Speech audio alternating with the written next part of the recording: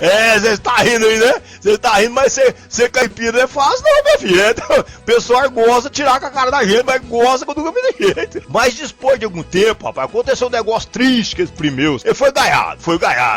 E um dia ele ficou desconfiado que a mulher dele tava chegando no chifre nesse. Ele ficou desconfiado. Também um baita mulherão daquele, que não é mulher só pro homem, não. Aquele é um avião assim que comporta um Borg, sabe aqueles aviãozão? Comporta assim um monte de passageiros, sabe? Aquela é uma onda grande demais. Não é só uma pessoa que pode surfar ali, não.